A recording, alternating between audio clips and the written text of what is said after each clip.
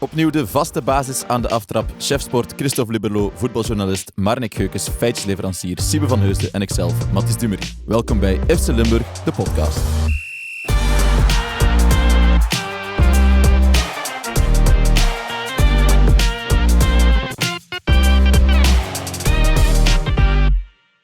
We gaan de aflevering van vandaag net iets anders beginnen met een boodschap voor de KRC Genk-fans. First off, hi guys, hi Genkies, hi ex-teammates, hi family, because you're still my family.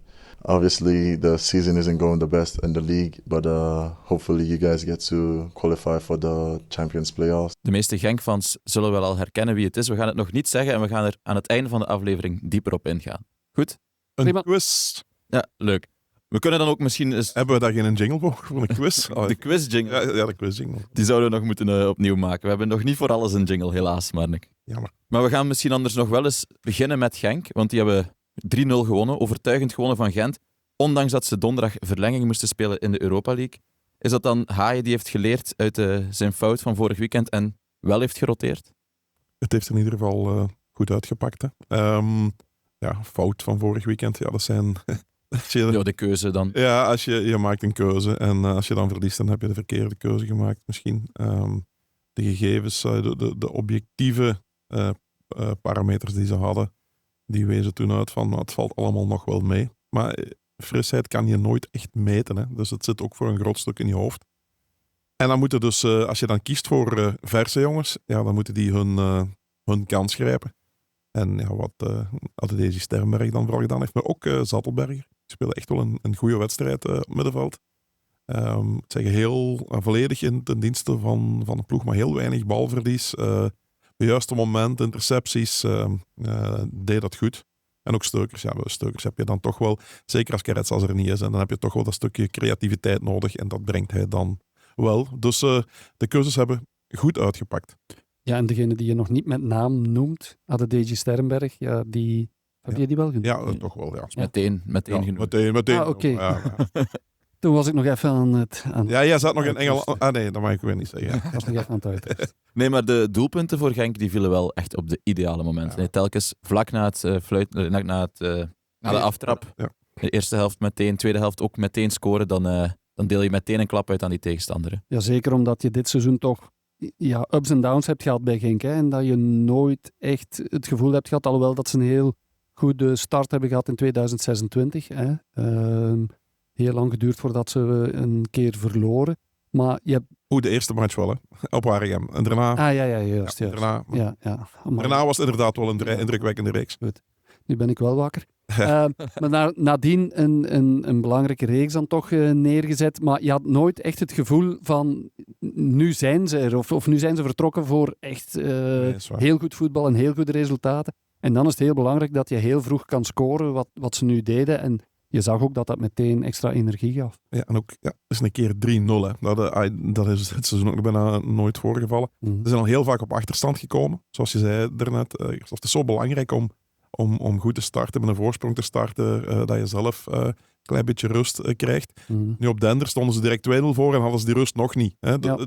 Die hadden ze nu wel iets meer. Ze hadden wel iets meer controle. Ja. Alhoewel ik vind dat ze de tweede helft dan toch nog weer te veel de bal hebben afgegeven. Nicky Haaien vond dat trouwens ook. Maar als we teruggaan naar die goals, de eerste goal is een geweldige combinatie. Dat is echt heel sterk van Brizola.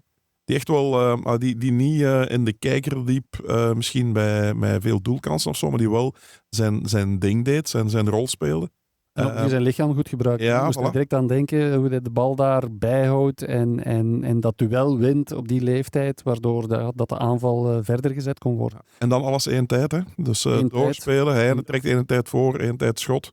Heel mooi goal. En vooral de looplijn van Heinen daar op dat moment ook. Hè. En dat zag je gisteren opnieuw meer, vond ik, dan voordien ook. De beweging rond de bal, die was nog intensiever dan voordien. Er werden looplijnen gemaakt waar Levin zat en waar Durvin zat. En als de bal dan op het juiste moment komt, dan creëer je gevaar. En je niet op safe speelt. Hè. Ja, en ik durf wedden dat Nicky Haaien daar de rol van Adedesi Sternberg nog belangrijker vond en nog meer genoot van die goal dan van die tweede goal, die echt wel een schitterend individuele actie was. Prachtig doelpunt. Ja, Maar wat cruciaal was bij de eerste goal, was dat hij direct inspeelde op Heine. Terwijl dat... In plaats van 3 overstapjes en dan in te spelen. En dat is juist hetgeen dat ze Adedeji Stijnberg nog wel eens verwijten, waarop ze zeggen, ja, dat is ook, en dat is ook weer typisch voor een jonge speler, dat is zijn werkpunt.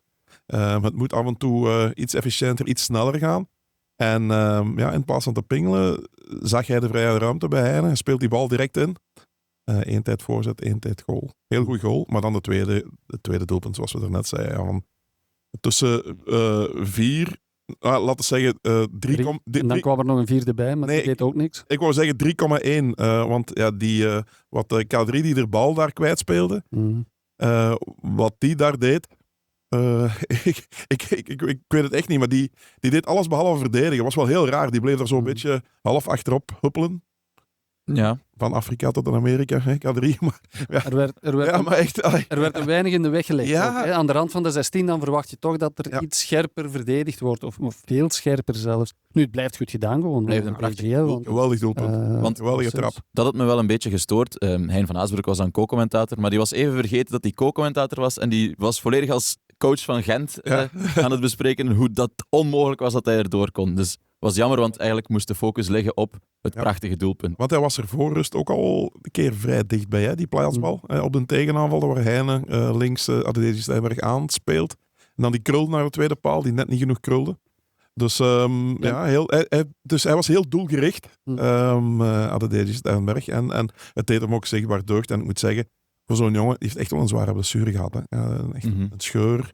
Een spierscheur die vrij diep zat, is echt 2-3 maanden uit geweest. Ik was dan mee op stage en dan zie je dat mentaal moet dat verschrikkelijk zwaar zijn. Die mocht daar een beetje lopen.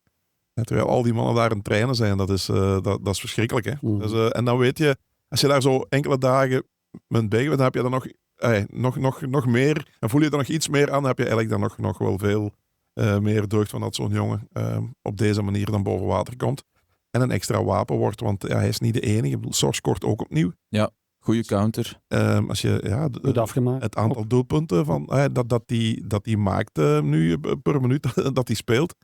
Ik zeg het, er is heel veel sceptisch ten opzichte van Sor. En ik begrijp dat ook, want technisch is het niet hij doet dat 2 keer heel goed voor doel nu. Ja, want in het verleden hebben we ook al wel eens gezegd, als hij alleen voor doel komt, je weet niet of dat hij de bal buiten het stadion gaat trappen of in de winkel haakt. Maar nu doet hij het 2 keer echt wel heel goed. En hij viel ook voor de rest goed in. Geen balverlies, de juiste acties, de juiste ballen spelen op het juiste moment.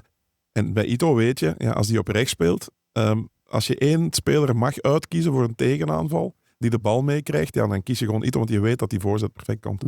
Want zo simpel was het dus ook niet. Hè? Dus het is zo perfect uitgevoerd dat het simpel lijkt.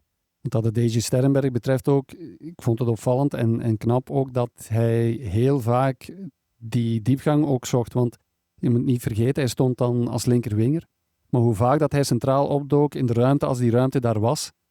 Het zal een opdracht geweest zijn ook, denk ik dan, van Nicky Haye. Ik denk niet dat hij dat uit zichzelf doet. Zeker. Maar je moet het dan wel doen. En een voetbalveld is iets van een 70 meter breed. Dus die inspanningen dan ook nog doen om dan opnieuw op je linkerkant te gaan verdedigen. Dat wil zeggen dat je wel bij de les bent. En dat was in het verleden alles vaker niet het geval. We hebben ook dikwijls gezegd dat hij zijn mannetje alles liet lopen. Maar nu heeft hij echt wel... op fysiek vlak heeft hij zich ook echt getoond en was hij aanwezig. En hij doet het gewoon. Ja, hij gaat 72, en dat is hetgeen wat een trainer wil. Hè. Dus hij gaat 72 minuten vol.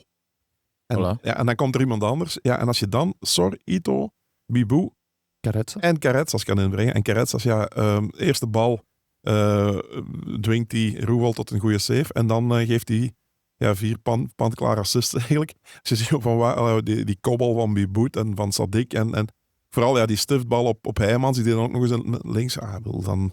Dat is gewoon klasse. En dan ligt hij ook nog eens aan de basis van dat doelpunt Caretsas door Araujo zeker de bal te ontfutselen.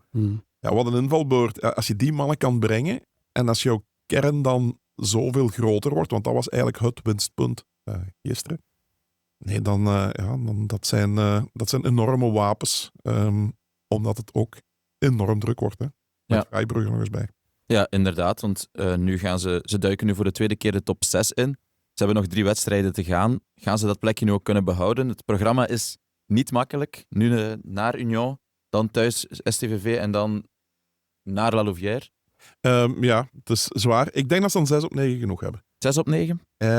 Thomas Buffel zei vorige week ook bij ons in de krant van Gent kloppen, dan gaat 9 op 12 volstaan. En ja, ik zie ook niet in van die andere ploegen wie daar 9 op 9 nog gaat halen. Ik bedoel, zelfs Mechelen, die staan 4 punten voor, maar die moeten nog, die hebben nu Naar Gent, thuis Anderlecht en naar Club Brugge. Ja, dus dat is ook zeer pittig. Mhm. Gent en Mechelen, onderlinge duels. Gent was gisteren, Gent heeft eigenlijk het makkelijkste programma, maar wat is toch makkelijk? Gent heeft ook al tegen Cerkelen en tegen Leuven en zo het moeilijk gehad. Dus, en Gent van gisteren maakte echt geen indruk. Hè? Nee. Alles behalve de enige. Het was heel die steriel, hè? Scoras vond ik goed, Ja. want El Ouadi had daar toch wel moeite mee hoor, in de beginfase. El Ouadi heeft het defensief, vind ik dat hij gewoon te ver van zijn Ja. man speelt. Ja, dat is ook zo. Hij- En hij gaat er vaak ook. Hè. Ja. Zelfs toen het 2-0 was, bleef hij gaan. En ja, dat zit in hem. Hè. Ja. Je kan dat er ook moeilijk uitkrijgen, denk ik, vrees ik. Maar toch, Daardoor scoort hij natuurlijk zoveel, maar... ja, maar je mag op dat daar moment is dat opduiken. niet Je meer moet daar nodig. opduiken. Maar als je 2-0 voor staat en er lopen al 3 mensen vooruit en jij bent nog eens de vierde als rechtsachter, ja, dan moet je toch even denken van misschien nu net even niet en straks opnieuw. Ik zou daar ook niet aan doorjagen op een onmogelijke terugspeelbal op de keeper. Het stadion mag dat heel leuk vinden. Ik denk dat Nicky Haaien dat leuk vond. Dat was toch een onwaarschijnlijke fase daar waar hij dan de bal kwijtspeelt zeker en dan blijft lopen, dan uiteindelijk gaat doorjagen op een keeper. Terwijl Rechtsachter. als rechtsachter, terwijl ook, hij kon geen druk zetten ook niet, hè, want er zat 30 meter tussen. Dan denk ik van, doe dat niet. Ja, het publiek vindt het natuurlijk wel geweldig. En op die manier brengt hij misschien ook wel een beetje sfeer in de barak daar, maar nee, ik zou het niet doen. De moeilijkste wedstrijd van die laatste 3 voor Genk komt er nu al aan, denk ik. Naar Union wordt het wel heel moeilijk, toch, Siebe? Ja, Union is in de Jupiler Pro League al een volledig jaar ongeslagen in eigen huis. In die 20 wedstrijden maakten ze 46 doelpunten, kregen ze 7 doelpunten tegen en waren er 13 clean sheets. Dat zijn straffe cijfers. Ja, en vooral zonder Brian Heijnen. Hè. Ja, zonder Brian Want Heijnen. we hebben nu al zoveel namen opgenoemd net, dat we het eigenlijk normaal zijn gaan vinden dat Brian Heijnen opnieuw zo'n fantastische wedstrijd speelt. Wat hij in aanvallend opzicht heeft gedaan. En als je dan nog eens gewoon een video monteert van hoeveel ballen hij gerecupereerd heeft, op belangrijke plaatsen op het terrein ook nog, dat is echt ongelooflijk. Zou ik als eerste shot van die video het beeld geven van Brian Heijnen na 90 minuten tegen Zagreb, waar hij met zijn benen omhoog ligt, waar hij wordt gemasseerd en hij allerlei gezichten trekt van jongens, het gaat echt niet meer, recht staat en opnieuw het voortouw neemt en zijn ploeg richting kwalificatie. Bij Brian Heijnen heb je wel, hij heeft zo'n specifieke loopstijl, dat je niet weet of dat hij nu moe is of dat hij gewoon loopt. Maar dat hij bijna krampen heeft. Ja, hè? Dat, Dat is wel- Dat is waar. Hij loopt heel rechtop, hè? Met stijve benen. Zo. dat is heel specifiek. In die verlengingen in de Europa League hebben ze hun plaatsje in de 8e finales behaald. En daarin moeten ze tegen Freiburg. Haalbare kaart? Vooral een heel lastige tegenstander, maar dat was AS Roma ook. Hè. En ja, je moet ook kant en kant noemen als je bij de laatste 16 zit in de Europa League. Dan ga je geen ploeg uit Kosovo niet meer tegenkomen. Hè. Dus het is pittig, maar ja, als je ze vergelijkt, AS Roma, nummer 3 in Serie A of de nummer 7, 8 nu in de Bundesliga, ja, dan is Freiburg op papier iets makkelijker, maar ze zijn oerdegelijk. Dat is hun grote kwaliteit. Ze spelen, ik denk voor de 3e keer in 4 jaar Europees. Als je dat 3 keer op de 4 jaar kan afdwingen in de Bundesliga, dan hebben ze dus de laatste jaren echte traditionsvereinen zoals Bremen en Mönchengladbach en hebben ze allemaal achter zich gelaten. Ze gelden als in de Bundesliga als een van de ploegen waar niemand graag tegen speelt. Dus Het lijkt me zo'n tegenstander die je als supporter gaat onderschatten en denkt, het is niet Roma, Freiburg kunnen we pakken, maar dat dan toch lelijk tegensteekt. dat kan tegenvallen, maar ik bedoel, je hebt ook niks meer te verliezen. Hè. Ik bedoel, 8e finale, gewoon vol vergaan. En Genk heeft wel een ploeg die elke tegenstrever ook kan pijn doen. Dat is het rare is, ze hebben dit seizoen nog getoond dat ze een ploeg zijn die tegen iedereen kan verliezen ook. En dat ook veel te veel gedaan hebben. Maar het tegendeel geldt ook. Hè. Dus ze kunnen ook wel echt iedereen pijn doen. Ik herinner me dat Genk naar Braga ging en dat we er op voorhand ook over hadden van ja, Braga heeft nog geen één goal tegengekregen. Ja, ze maakten er geen 3. Ja. Dus het is... en dan kom je dus bij, ja, vooral bij Caretsas, In van die wedstrijden, als je een beetje onder ligt bij Sor, hè, die het hazenpad kiest. Het is, ze zijn gevaarlijk op het moment dat ze veel ruimte krijgen. En nu Freiburg gaat die niet zomaar geven. Maar het is onhaalbaar is het zeker niet. Maar loodswaren zijn geen favoriet. Heb je graag procenten? Ik zou 35%. 35% kans. Christophe, doe jij hoger of lager? Ja, Walter. Lager ga ik niet gaan. Hè. 40 dan bij jou. 43. 43 zelfs. Ja. Is het wel een nadeel dat die dubbele Europese confrontatie dan ook nog midden in die 3 superbelangrijke competitiewedstrijden valt? Als er zoveel spelers opstaan zoals dit moment en veel spelers vorm tonen niet, denk ik. Soms hebben ze dat ook liever, hè, om in die flow te blijven. En een voetballer die speelt liever matchen dan dat hij traint. Ik herinner me dat vorig jaar Union en Club Brugge ook een heel sterke periode hadden in de competitie op het moment dat ze nog Europees speelden. Gewoon, zoals je zegt, je zit in een flow en veel hangt ook af van de resultaten natuurlijk. Hè. Het versterkt elkaar als je... En nu ook in Zagreb. En Freiburg is ook qua verplaatsing goed te doen. Hè. Het is Ja. niet dat je naar Kazachstan moet, hè, dus dat speelt ook mee. Je vliegt 50 minuten. Dat is het. Kazachstan. Ja. Toch? Ja, dat is een pak verder. weet je alles van, Kazachstan. Inderdaad. Uit altijd lastig. Hè? Kazachstan uit, valt wel mee. Ja. Nee, maar het grappige is, want Freiburg dus het is toch wel bijna 600 kilometer. Maar het grappige is dat je dan landt in Frankrijk en via Zwitserland naar Duitsland rijdt of zoiets. Ik bedoel, je hebt daar die luchthaven van dingen, Basel-Mulhouse, waar je dan op moet vliegen. En dan, ik denk dat die deels in Frankrijk en dan naar Zwitserland. En dan is het nog eens 40 kilometer terug en dan zit je weer in Freiburg. Dus het ligt echt op 3 landenpunten. Maar dat is nog... Als supporter zou ik toch gewoon in de auto stappen dan. Ja, dus is het ver in de auto? 600 ongeveer. Oh, dat valt goed mee. Ja, in Kazachstan is dat een derby. Ja, voilà. STVV dan, die hebben nog eens verloren. 1-0 op het veld van Antwerpen. Wat vonden jullie van hun wedstrijd? Ja, niet goed, hè. Dus de eerste helft was ook zeer spektakelarm. Eerste kansje na een dik half uur, denk ik. Ja, Hè. zoiets. Was het Ito toen? Ja, was wel een goede kans. Ja, en daarvoor alleen Foulon voor Antwerpen. En dat was het dan voor de eerste helft. En dan, tweede helft slikken ze een zeer vermijdbare doelpunt. Hè. Mijn motto hier al zo vaak geprezen. Ja. Ging te slap in duel. Ja. En Taniguchi werd afgetroefd, puur op snelheid. Ik bedoel, op de eerste 3 meters, tegen iemand die al in beweging was. En dan is het heel moeilijk. Want dat ziet er heel lullig uit. Maar je moet het opnemen tegen iemand die echt op volle pace al komt aangesneld. Dus en 1-0. En dan, het is ook zo'n ploeg, een manier van spelen. Ook Antwerp, laag blok, alles vol in duel. Puur op kracht. Daar zijn ze in Sint-Truiden niet echt van. Nee. Klopt, toch, Siebe? Ja, de verplaatsing naar de Bosuil is voor STVV de laatste jaren geen succes. Ze hebben er na de nederlaag van zaterdag 5 wedstrijden op rij verloren.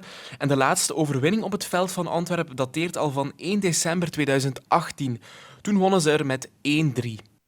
Ja, ik las in de analyse van onze STVV-watcher Gunther Schoofs dat ze bij Antwerpen misschien wel het recept gevonden hebben om dit STVV pijn te doen. Volgen jullie hem daarin? Het gaat over het fysieke spel dan. Ja, laat ons hopen van niet, hè. Want in de play-offs gaat het nog wel een paar keer knotsen worden. Voor de play-offs wachten hen ook nog, zeker op de laatste speeldag ook nog Union. Als je zegt over fysiek spel, dat is Union, hè. Ja, dat is zo. Nu, ik denk wel dat de spelers, en Wouter Franke zal daar zeker voor zorgen, dat ze hieruit gaan leren. En dat ze inderdaad de 3-4 tijden die ze nu nodig hadden, dat ze er gewoon voor moeten zorgen dat dat in de toekomst niet meer zo is. En Sissako zal moeten blijven bikkelen en achteraan zullen ze ook een voetje moeten zetten zoals ze dat gewoon zijn. Maar je moet nu vooral niet gaan zeggen dat Ito ook de fysieke strijd moet aangaan. Je Nee. moet het andersom aanpakken en ervoor zorgen dat Ito gewoon blijft voetballen en onder dat fysieke geweld uit kan voetballen. En daar liep het gewoon mis. Niet aan het feit dat de fysieke duels verloren werden. Bij dat doelpunt natuurlijk wel, hè, op dat moment. Maar over het matchverloop en hoe dat de match in elkaar zat. was het probleem niet dat de fysieke duels niet aangegaan werden. Het probleem was dat ze er niet onderuit voetbalden. Nee, het was ook niet zo dat ze helemaal overvleugeld werden. Hè.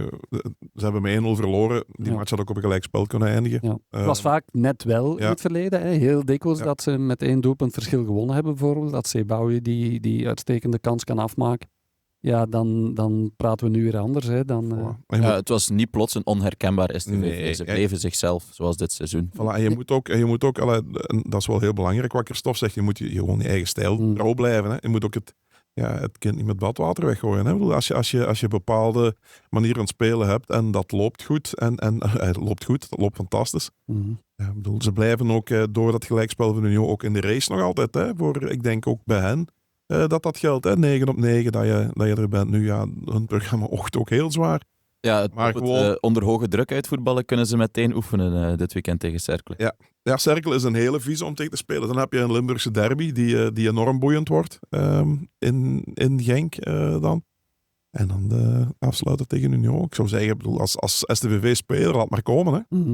We hebben het met Genk alles gehad over van, je speelt soort van pre-playoffs, heb ik er ooit over gemaakt. Hè, want zij spelen eigenlijk hun playoffs nu al, om in de playoffs te geraken. Bij STVV gaat dat een beetje hetzelfde zijn, die laatste 3 wedstrijden. Dat zijn er 3 waar goed lekker veel positieve druk op staat. Negatieve druk is er niet meer, want die playoffs die hebben ze vast. Dat rechtstreekse Europese ticket door de reguliere competitie te winnen, dat zie je nog gebeuren? Dat kan nog, hè? Kan nog altijd. Dat kan nog. Het is helemaal niet... Het is niet zo... En dat hebben ze in het verleden ook wel al een paar keren bewezen. Het is niet zo dat het na 1 nederlaag dat het plots allemaal weg is, hè? En dat het... Ik vond ook dat je zag dat ze fysiek wel sterk waren, vond ik. Want als je zag helemaal op het einde, Kerk die kon dus alleen op doel af. Ja. En die strompelde over zijn eigen voeten, terwijl dat er 2 of 3 Canaries terugkwamen en gewoon weer met de bal aan de haal gingen en opnieuw de aanval inzetten. Dus als je dat op dat moment nog kan doen en je ziet wat de tegenstander dan bracht, zit je op dat vlak toch wel goed. Ja, bij Kerk was de mis uit. Ja, bij Kerk was de mis uit. Ja, nu eigenlijk ook. Union en Club Brugge hebben ook allebei nog een moeilijk programma, dus het kan zeker op een punt. Ik zeg het, je hoeft niet... want dat is ook zo typisch in het voetbal. Hè. Als we een week terugkijken, we zaten hier en Genk verliest met 3-0 tegenstand daar, zeg je, Genk, het zal wel. Hè. En daarna heb je zoiets van tegen Zagreb, hè, van... ze hebben het wel gehaald, maar toch nog altijd een groot voorbouw. En dan is er plots 3-0 tegen Gent. En dan zegt iedereen, Genk die spelen play-offs. We zitten in een knotsgekke competitie. Ja, maar ook, ik ben er ook niet... je moet je ook niet te veel altijd laten meedrijven door de waan van de dag. Hè. Dus je moet... dat is een beetje mijn rol hier. Hè. Ik probeer jullie altijd... Ja, daar zit je heel goed in. Proficiat. Nee, maar je hebt wel gelijk, maar... Het zag er nog even goed uit voor STVV ook, omdat Club Brugge leek punten te gaan verliezen. Union had dan punten verloren. En eigenlijk had Club Brugge punten moeten verliezen, want Charleroi was zeker de eerste helft beter. Maar dan had je Van den Kerkhoff die inderdaad... zijn naam te veel eer aan deed. Te veel eer aan deed en iemand wilde begraven. Ja. Want daarover ook vind ik het onbegrijpelijk dat de supporters van Charleroi na de match zo fel waren, de spelers trouwens ook, naar de scheidsrechter toe. Hè, want die had dan 10 minuten extra tijd gegeven in plaats van 8 die aanvankelijk was aangegeven. Nu, dat was ook omdat er in de extra tijd blijkbaar nog extra tijd bij kwam, omdat er tijd gewonnen werd. Daar kan je over discussiëren. Maar als je dan na de match het allemaal daarop gaat steken en je hebt dan gezien op welke manier dat Van den Kerkhoff die fout begaat, die verschrikkelijke fout, dan mag je daar ook wel de hand in eigen boezem steken. Want dat is de reden waarom dat er verloren werd. Voilà. En niet het tijdrekken. Ja, hem de vinger wijzen. Hè, dat is toch altijd iets moeilijker. Hè? Dat je bij jezelf zoeken. Dat is een stuk moeilijker. Ja. En misschien, het is dus des mensen dat je dat dan niet doet op dat moment. Maar ik hoop dat ze vandaag toch wel beseffen of begrijpen hoe dat die nederlaag er gekomen is. Maar dat is misschien ook zelfs wishful thinking. Ik weet het. Ik zou het ook niet weten. Nu, sorry Mathies, maar wat ik daar nog even wilde bijzeggen, van op zo'n moment, het eerste wat je dan denkt als Club Brugge toch nog wint in de 100ste minuut, dan denk je, zo word je kampioen. Mm-hmm. Maar een moment later dacht ik al, nee, eigenlijk toch niet. Ik denk, Club Brugge is, denk ik, omwille van de kern nog altijd de belangrijkste titelkandidaat om de titel te pakken, maar het is niet zo dat dit nu een extra boost gaat geven, waardoor dat ze ineens door die laatste 3 matchen sowieso gaan winnen en ook nog eens in de play-offs er los gaan doorspelen. ik vind Club Brugge op dat vlak ook te wisselvallig dit jaar. En Zeker verplaatsing. En zeker op verplaatsing. En wat ik daar dan ook me bij afvroeg, zo van de laatste weken, zeker in Europa dan, toen daar goede prestaties werden geleverd, werd van Leko geen halfgod, maar een hele god gemaakt door sommige mensen in de pers ook. Maar als ik het nu zo bekijk, dan vraag ik me af, gaat het bij Club Brugge nu zoveel beter dan toen Nicky Hayen er was? Ja, is er zoveel veranderd? Ik denk dat ze bij... Want op die momenten werd dan gezegd van ja, en Verhagen heeft een goede keuze gemaakt. Hij heeft Volgens Hayen buiten gezet en Leko er binnen gehaald en nu is het anders. Ja, Ja, maar ik zie dat eigenlijk Nee, niet. maar volgens de Genk-supporters heeft hij ook wel de goede keuze gemaakt, Verhagen. Want die zijn heel blij met Hayen. Ja. En Dan zie je toch dat dat gewoon een hele goede coach is. Ja, die werd gisteren echt wel na de wedstrijd nog in de bloemetjes gezet. En dan blijft toch raar, zo een STWV-legende, die dan echt wordt gevierd. En dan bij Wouter Frank had hij zo nog van, ja, die heeft hier ook wel gespeeld. En Nicky Hayen totaal niet. En dan, dat is dan toch wel knap wat hij dan als je dat kan doen, als coach, dat je mensen echt kunt overtuigen van uw coachingkwaliteiten, van de manier wat je doet met een ploeg. Dat vind ik wel straf.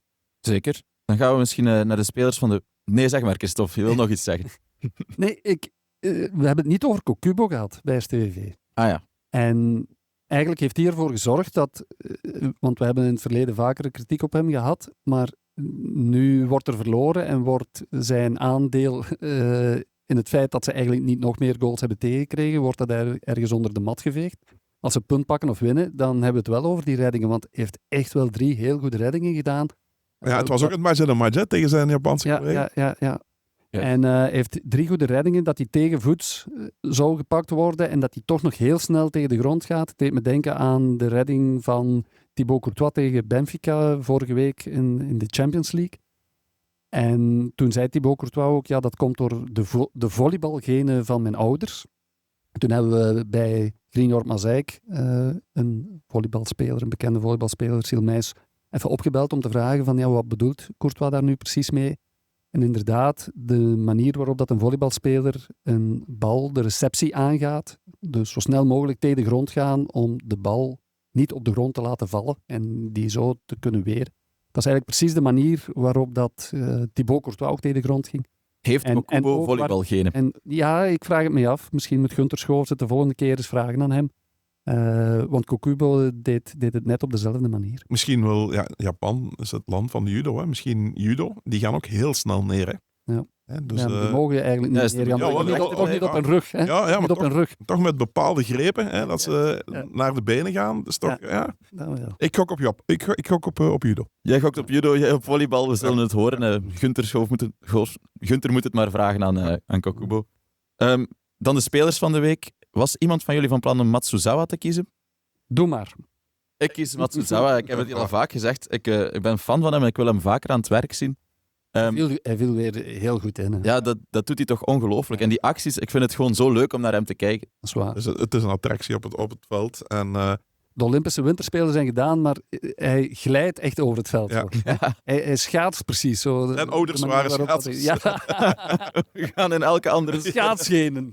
Oké. Dan Marnik, wie is jouw speler van de week? Ik twijfelde nog tussen 2 Genkenaars na de Europese kwalificatie.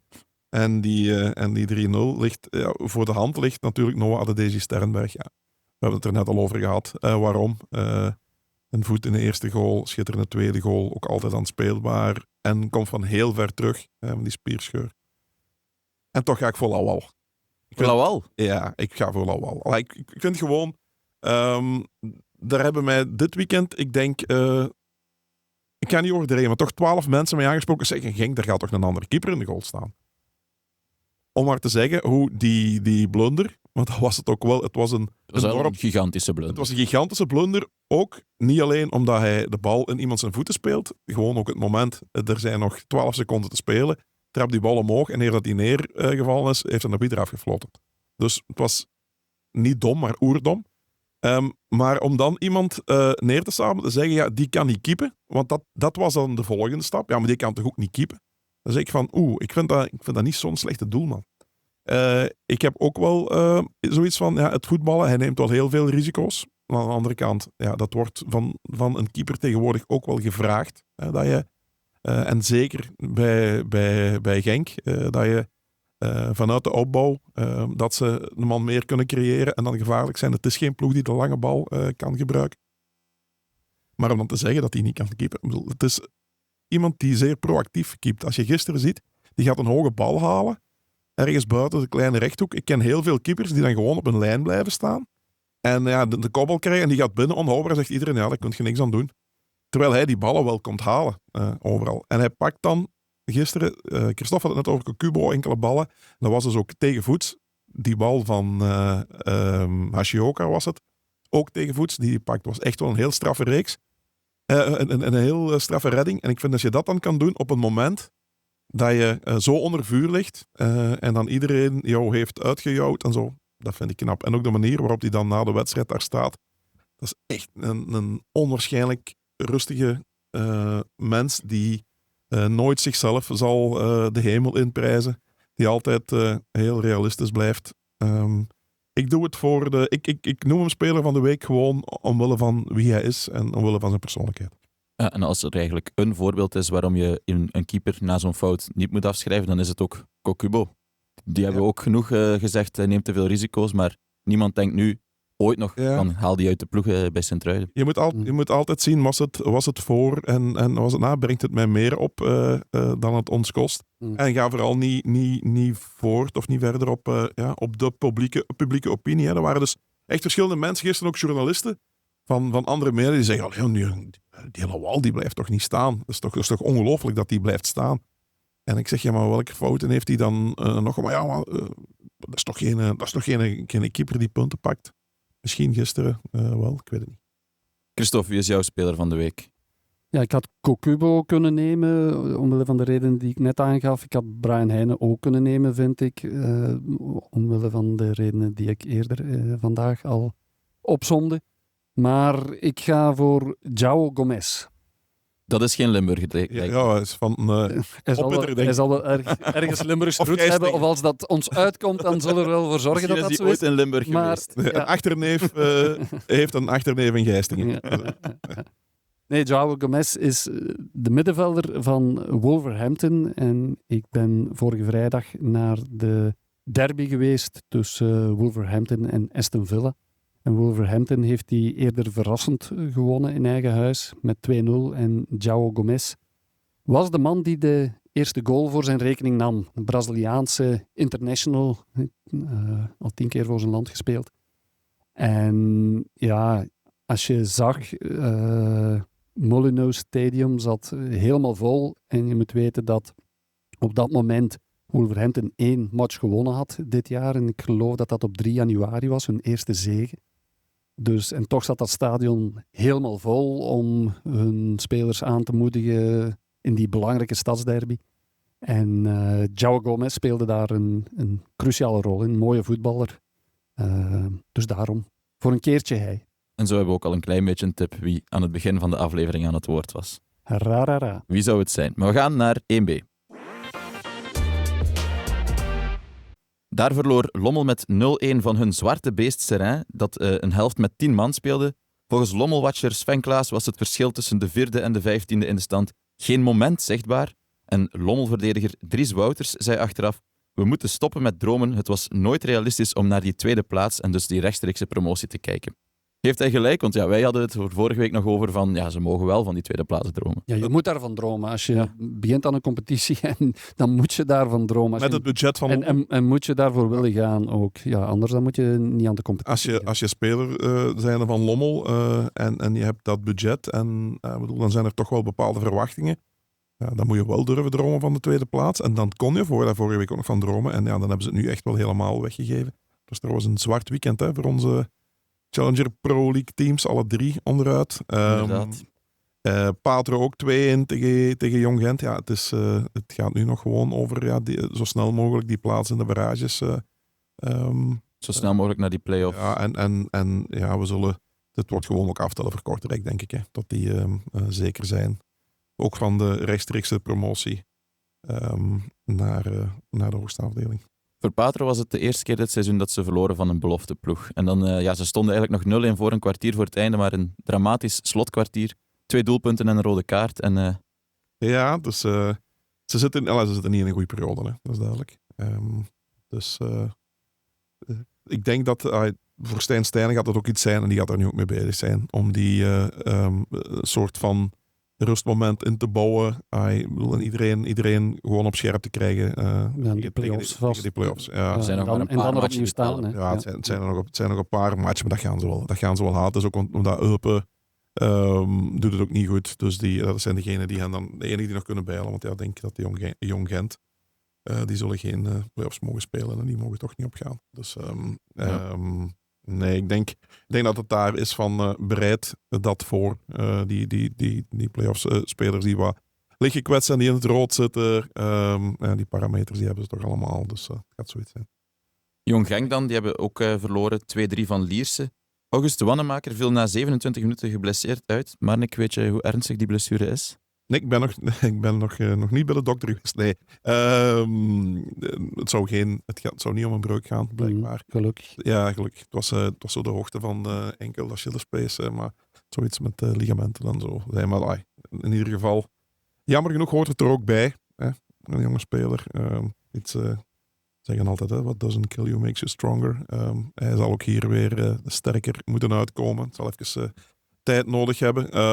Overbodige nederlaag ook, als je weer ziet hoe lullig ze de tegengoals binnenkrijgen. Maken zelf wel een paar goede goals. Yokoyama die er aan het doorkomen is. Die stond in de heenronde weigerachtig om nog te spelen bij Jong Genk. Die trainen altijd mee met de A-kern. Had daar nog ambitie en wilde zich daarop focussen. Het is toch duidelijk dat zo iemand toch beter, gewoon als je toch niet aan de bak komt, matchen speelt. En het is daar wel wat, moet ik zeggen, momentum aan het opbouwen. Pibou is het mooiste voorbeeld ook daarvan. Hè? Want de mystery guest die heeft mij verteld vorige week dat Bibou volgend jaar volgens hem gaat ontploffen. Oké, dan kijken we daar dan naar uit. En dan wensen we ook van hieruit de Wannemaker veel beterschap. Absoluut. En Tim Welles ook. En Tim Welles ook, Want vanuit de voetbalpodcast. Nu je het over een breuk hebt, moest ik direct aan Tim Welles denken. En ik heb mijn sleutelbeen ook gebroken. Dat is niet de ergste breuk, maar het blijft een breuk. En het is toch vooral jammer voor Tim Welles, die echt in bloedvorm zat. Die vorig jaar al zo'n goed seizoen had. En ja, als je zoiets ziet gebeuren en je ziet hem daar in dat veld stappen en roepen en je ziet die De vertwijfeling. pijn eraf wandelen. En de pijn op zijn gezicht, daar krijg ik dan toch even koud van als je weet hoeveel dat die mannen over hebben voor hun job. Voilà, ook dan van hieruit veel beterschap aan Tim Wellens. En dan gaan we nu zakken naar de lagere reeksen. Marnik, de voorzitter van TES, had tegen jou gezegd dat ze het Sporting Hasselt moeilijk gingen maken, maar nadat ze nu 1 op 9 hebben gepakt, gaat dat niet meteen lukken, hè? Geven niet op, hè.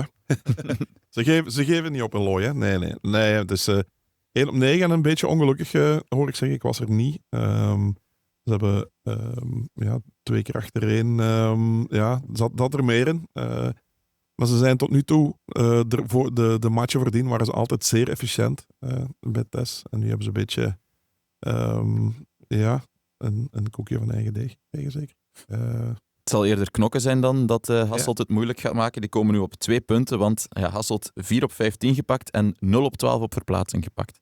Ja, het is die uitmatchen, hè, die bij Hasselt het lijkt maar niet te lukken. En dan stel je ook wel vragen, want het grote probleem bij uitmatchen is eigenlijk, dat is een stuk psychologie, dus daar moet je meer tegenstander overwinnen. Alles is een beetje moeilijker. Je komt er in een omgeving. anders. Ja, alles is er anders en alles is er waar je niet gewoon bent. En je moet er spelen tegen een ploeg die iets meer vertrouwen heeft, tegen een veld dat je niet gewoon bent. Het is een beetje psychologie en dat is natuurlijk geen goed teken dat je daar, als je daar een beetje minder goed weerbaar bent. Dus het wordt nog een stevige spurt. Een paar weken geleden dachten we dat het puur Limburgs verhaal ging worden. Hè. Mm-hmm. Je had Hasselt, je had TES, je had Belicia. Belicia verliest ook weer nu. Vorige week de derby gewonnen tegen TES. Een straffe goal tegen Belicia. Op het veld. Maar ja, het is nu, het gevaar komt nu uit West-Vlaanderen. Knokke en vooral Roeselaar. Want ik denk niet dat Knokken heeft geen licentie aangevraagd, denk ik. Roeselaar wel. Die hebben een stadion. Ja. Dus het gevaar komt uit het westen voor Sporting Hasselt. Behalve binnen een paar weken. Hè, want Tess Hasselt. Ik heb gehoord dat ze al boven de 600 eters zitten bij Tess. Amai. Ja, dat is echt onwaarschijnlijk. Ze hebben thuismatchen. Soms dat je kijken dat ze 200 man hebben of 250 man. En nu hebben ze meer dan 600 eters. En is de keuken daar een beetje goed in? Een van de mensen die daarvoor zorgt, is de pa van Jasper Philipsen. En kan de familie Philipsen even goed koken als we zitten hier constant nu tussen voetbal en koers. Hè? Ongelooflijk. Dus, het gaat, dat was ook wel een beetje het verhaal van het weekend. Hè? Voetbalkoers, heen en weer snappen. Ja. Dus tussen Kuurne, Brussel en Kuurne ligt ergens de Senderlo. En daar gaat de pa van Philipsen koken. Verder in de lagere reeks heeft Bocholt een tweede afdeling stevig afgezien op Staaien. Ze speelden er tegen de STVV Youth, maar die hadden 8 A-kernspelers aan de aftrap. Ja, ik kan me voorstellen, als je zo bij Bocholt speelt en je ziet opeens namen als Lentvers, Del Pupo, Shinkawa op het blad staan, dat is even slikken, hè? Ja, dan heb je het luikgevoel van een paar weken geleden tegen Jong Genk. 6-2 is het ook geworden. Maar Bocholt stond aan de rust wel nog 1-2 voor, maar dan daarna is het dan toch duidelijk geworden. Ja, en enkele own goals zeker. Hè? Ja, dat mag je nooit doen, hè? Tegen wie dan ook. Maar ik begrijp die ploegen dat dan soms een beetje zuur is.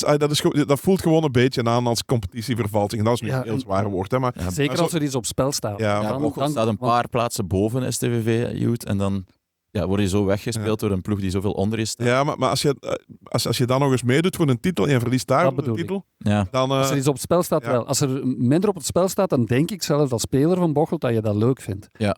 Dat je zegt van, nu kan ik tegen de A-kernspelers en ik ga me laten zien. Dus dan denk ik dat het nog leuk is, totdat je met 6-2 verliest. En geen winstpremie hebt. En geen winstpremie hebt. Dat is nog altijd leuker. Dus vooral als er iets op spel staat.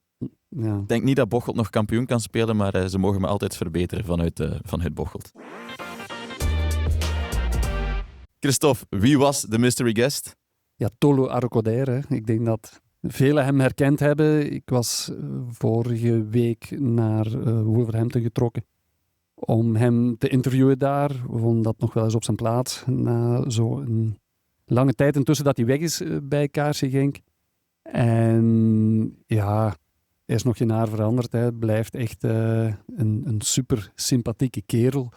Hij heeft dat ook getoond, want toen het interview afgelopen was, toen moest ik nog van de training ground, die ligt in Engeland meestal een stuk buiten de stad, moest ik nog terug naar mijn hotel en Tolu zei van, zeg die Uber maar af, rij maar met mij mee. En ik dacht, ja, nu gaan we naar zijn auto op de parking wandelen en daarmee komt er een Mercedes-busje voorgereden en de deur die schuift open. En Tolu zegt, ja, stap maar in. En ja, dat gedaan en aan één kant zo 3 beige leren zetels, aan de overkant 2 van die grote kuipen, echt leren zetels. Zoals in de business class in het vliegtuig meer, daar leek het op. Ah, ik dacht in het busje van de A-team, maar dat was het niet. Het tol heeft zo wel wat PA. Nee, want dat ziet rood, denk ik. Hè? Maar dit was gitzwart. En we gingen zitten en daarmee schoof er vooraan een tv-scherm naar beneden. En daardoor zag je de chauffeur zitten. En zei Tolu van... take us home, bro, please. En... I love it when a plan comes together. Ja, en daar gingen we, het A-team. En even gebabbeld dan nog, maar toen zei Tolu van... Ja, en toen zei hij ook van... Aan de zijkant waren allemaal gordijntjes zo. Het was heel donker. En hij zei van, ja, als je dat wil opentrekken, doe maar. Hè, maar ja, ik slaap meestal als ik naar huis rijd. En dat heeft hij dan ook een paar minuten later echt gedaan. Heeft hij zich op zijn zij gelegd. Is hij beginnen slapen. En ik was al van 5:30 op pad die ochtend, dus ik dacht, ik doe mijn ogen ook even dicht. En toen bedacht ik me wel van, nu lig ik hier te maffen, ergens tussen Wolverhampton en Birmingham, Naast een Premier League spits. Wat een beeld. Ja. Nu, het ging wel goed, want hij had dan zo wat rustige muziek van Billie Eilish opgezet en het dak was versierd zo met van die rozige blauwe flikkerlichtjes zo, dat je in de juiste stemming, dat je rustig kan slapen. Dus. Wauw, wat een verhaal. Aanrader. Ongelooflijk. Maar Tolu had ook meer te zeggen dan Take Us Home, bro. Siebe, hebben we de volledige clip staan? Hier is hij. First off, hi guys, hi Genkies, hi ex-teammates, hi family, because you're still my family. I want to say, first off, I miss every one of you, not the players, I don't miss the players. I miss every fan, every Genk worker, every Genk, anything in Genk apart from the players. I'm joking. I miss everybody. Obviously, the season isn't going the best in the league, but hopefully you guys get to qualify for the Champions playoffs and go as far as possible in the Europa League. And I wish you guys the best. I hope the best for you guys, and hopefully one day I'll be coming to Genk to show my support and to see everybody. Ja, en dus het hele interview kan je vanaf dinsdag lezen. Dus deze dinsdag in de app en in de krant. Het zijn echt, dat vind ik wel een fantastisch verhaal, want het doet zo'n beetje denken aan de goede oude tijd, hè, toen er nog geen smartphones waren en wij nog wel een hechtere band hadden met voetballers. Dat was echt wel fijn. Ik ben ooit in Coventry naar Philippe Clement geweest toen hij net getransfereerd was. En ik belde die dan op en dan zei hij van, ja, je moet geen hotel pakken, hè, want we hebben zo'n groot huis, we hebben hier kamers genoeg. En dan bleef gewoon thuis slapen bij Philippe Clement. Oh, leuk. Was absoluut geen probleem. Maar ik bedoel, mensen die vonden dat toen die spelers een vorm van gastvrijheid. Dat is dan wel door. Maar zelfs zo een autorit is al een uitzondering. Dus, maar wel mooi, maar het zegt ook heel veel over de mens. Super lieve mens. Ja, dat is echt wel dat is ja, en zeker, je moet weten, hij had een heel moeilijke week achter de rug. Hè, want hij had het weekend voordien een strafschop gemist tegen Crystal Palace, waardoor dat ze ook nog met 1-0 verloren. En ik geloof dat het de 4e al was die hij miste. Toen hebben fans, er wordt gezegd eigen fans bij de club, beweren dat dat niet zo is. Maar goed, via anonieme accounts, vooral van overal op de wereld, heeft hij van alle racistische rotzooi naar zijn hoofd gekregen. En ja, hij was daar echt wel door aangedaan. Hij was er ook heel kwaad over, terecht trouwens, want ja, het is gewoon onacceptabel en het is ook vooral heel laf dat gebeurt. Maar hij had dus een heel moeilijke week achter de rug. En ben ik blij voor hem dat de supporters zich achter hem geschaard hebben, ook tijdens de match in het weekend, ja, vrijdagavond dan, want hij zat wel op de bank. Ik denk ook voor een stuk omdat Armstrong stond in de basis en dat is een kleine, kwieke, snelle speler. En Aston Villa, ja, die stonden derde, die waren in de eerste helft duidelijk beter. Maar de trainer rekende dan vooral op de snelheid van Armstrong en daarom zat Tolu ook wel op de bank. Misschien ook om hem een beetje te sparen na de heisa van de voorbije week, want het was echt wel een item ook in Engeland. Maar dan was het wel knap toen hij inkwam op het einde van de match pas, dat heel het stadion zijn naam scandeerde. Dus op die manier is het wel chic dat de supporters zich achter hem geschaard hebben. Want zoals we zeggen, het is, zoals we dat wel eens zeggen, een crème van een kerel. Crème van een kerel, voilà. Dan, wolf en schaapswacht. Ja, voilà. Daarmee kunnen we denk ik afsluiten met die mooie woorden voor Tolu. Dank wel Marnik en Christophe voor jullie opnieuw deskundige analyses. Dank wel ook Siebe voor de technische ondersteuning en de feitjes. En tot volgende week.